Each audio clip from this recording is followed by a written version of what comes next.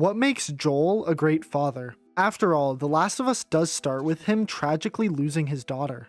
Well, over the course of the game, his character develops, and we get to see the side of him that puts his best paternal qualities on display.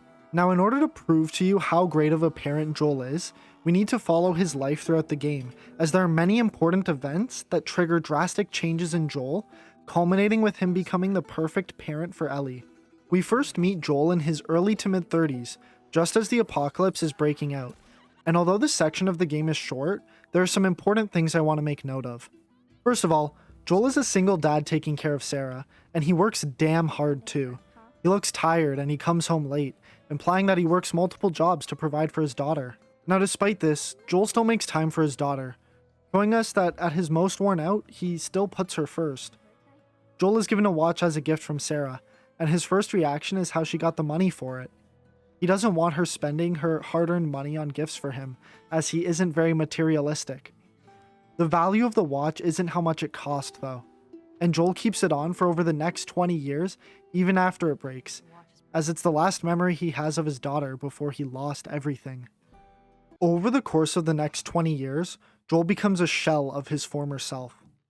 After having lost Sarah, he took any measure necessary to keep his brother Tommy alive, as that's all he had left. We reunite with Tommy later on, and we find out that he detests Joel for the things he did. Now, most of these events aren't directly stated, but it's implied to be some pretty messed up stuff, likely ranging from robbery to torture and murder too. Unfortunately for Joel, Tommy's hatred for what they had to do to survive was too much, and he left Joel at some point between the prologue and the start of the game. Now we've reached the bottom of Joel's despair. He's over 50 years old now, and he seems to just be going through the motions at this point so that he can keep on surviving. He has nobody to protect or really live for, other than his business partner Tess. It's safe to say he has nothing, until once again his life changes, this time for the better. Now we're getting into the real meat and potatoes of Joel's character development. The inciting incident for Joel's arc is meeting Ellie, a girl who could be the cure to this whole virus.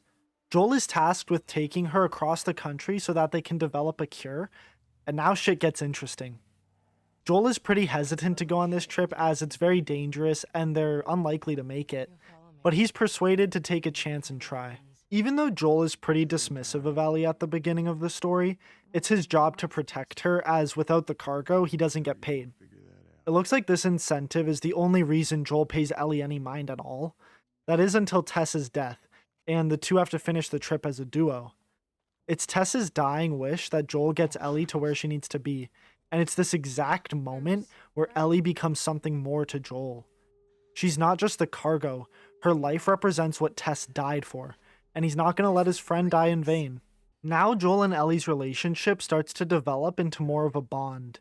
We get to see a lot of scenes of the two of them connecting, too many for me to list right now, but one of the most important ones is this scene when Joel's driving. Ellie's skimming through a comic book she stole, among other things, one of which is a music tape from before Joel's time, and she hands it to him. They chat a little bit more, and the most minor action has the biggest effect here. Ellie's been sitting in the back seat this whole trip, a subtle nod to the fact that she's just a passenger, or rather, Joel is her driver. This feels like how someone would interact with a stranger, like a taxi driver or something, but after a little bit, Ellie actually climbs into the front seat, showing to us and to Joel that she's comfortable, and it's at this moment that they start seeing each other more as friends. Ellie actually turns up the music they've been listening to, and she didn't seem to care for it before. She says it's not that bad, and you kind of have to question whether she's referring to the music when she says this, or her time with Joel. I'd like to think it's a little bit of both, as Ellie isn't having the worst time hanging out with Joel, and because of this, she's willing to give things he might like a chance. Joel tells her to get some rest, which is a subtle nod to the beginning of the game, where he tells his daughter Sarah to do the same. And we see Joel slowly returning to that parental role that we thought he left behind. Now, the next few missions seem to contrast what we've been shown so far, but it kind of makes sense when we look a little deeper. Joel tries to handle the next few fights alone, telling Ellie to hang back. At one point, Joel is very close to death, being drowned by a bandit, and Ellie comes just in the nick of time to save him. But instead of thanking her, he gets mad at her for not staying put like he told her. It's pretty clear why he's doing this. He's growing attached to Ellie, and because every person he's been close to has died, he doesn't want to risk the same happening to her. So he puts her on the sidelines, like any protective father would. It's pretty clear that Joel can't handle everything alone, and sooner or later he's gonna get himself killed if he doesn't get some help. Ellie knows this, and on some level Joel does too, so he gives her a job that doesn't put her in danger, sniping, and she does just fine. Now the game pivots in a really great way here, introducing us to Joel and Ellie's mirrors, Henry and Sam. These two are in a similar situation, as it's just the two of them against the world. Like Joel, Henry always puts his little brother Sam first, as he would never let any harm come to him, which is why the ending of their story is so heartbreaking. Henry and Joel are in pretty similar mental states, and Henry acts as a warning for what will happen to Joel should anything happen to Ellie. Next we reunite with Tommy. It's here that Joel tries to pass his responsibility for Ellie off to his brother. He won't have to worry about losing her now that they've grown attached to one another. We can see that he puts his barriers back up. His reunion with Tommy reminds him that he still stands to lose more, even after he's been through so much. He makes it very clear to Ellie that they're not family, which I think he's saying to himself more than he is Ellie. He's trying to fight the fact that he really cares for her, and he's trying to prevent himself from getting hurt again. Everyone I have cared for has either died or left me. Everyone fucking except for you. So don't tell me that I would be safer with someone else, because the truth is I would just be more scared. He finally comes around and realizes that he can't abandon her, as they're all each other has left, and he can't deny the responsibility that he feels for protecting her. I think Joel's decision here is him accepting a father-like role for Ellie. He had the perfect chance to let her go with Tommy, and he would have been the more safe option to deliver her to the Fireflies. But Joel knows it's his job as her guardian to make this trip himself, as any good dad would. They make it to the University of Colorado looking for the Fireflies, but they're ambushed by bandits and Joel suffers a near fatal injury, and now Ellie has to step up to protect him. Ellie has to endure the winter nursing Joel back to health and hunting for their survival. It's in this part of the game where Joel's worst fears are realized. He isn't around when Ellie gets captured by David, and it feels like he's going to have to relive his grief he went through with Sarah all over again. But Ellie manages to escape from and kill David, and Joel is right there to comfort her. He can't even imagine what Ellie must have gone through to survive not only David's camp, but the entire winter, and he's more motivated than ever to finish their journey. Joel sympathizes with all the struggle Ellie went through, and we see that deep down he's kind-hearted and loves his family. It's this trait that allows him to be a great father to her.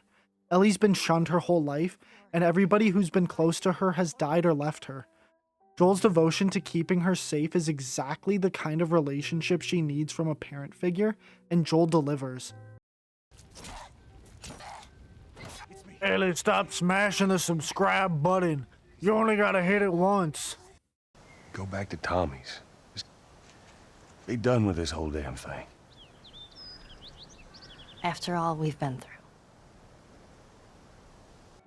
The end of the game is almost a victory lap, with our two protagonists strolling over to the Fireflies HQ, but the curveball thrown here is Joel's final test as a parent. After handing Ellie off to the Fireflies so they can develop a cure, he learns that Ellie will have to die for them to learn how to stop the spread of the virus. This leaves Joel with two options: let Ellie die, giving up his daughter for the survival of the human race, or save her, betraying the Fireflies, but keeping the only person he has left.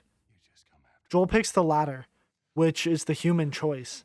I think it's easy to say that we would be willing to sacrifice someone if it came down to saving the world, but we can't imagine what that feeling must be like.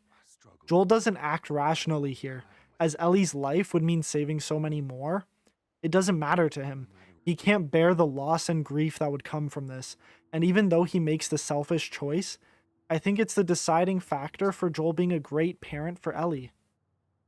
Ellie's been abandoned her whole life, and Joel refuses to let her go in this moment. Although Joel's relationship with Ellie gets off to a rocky start, and he tries his best to distance himself from her, we see that he can't shake the type of person he is. Joel is a loving protector who will do whatever it takes, getting his hands bloody for his loved ones, as long as it means keeping them safe. In an apocalypse like The Last of Us, that is the exact kind of person a parent needs to be to protect their children, and Joel is the epitome of these traits. Joel does whatever it takes, even if it means making him look like the bad guy, and his drive to protect his people makes him similar to characters like Jin Sakai and Arthur Morgan. I cross-analyze Jin and Arthur in this video, and prove why they're some of the best protagonists in gaming.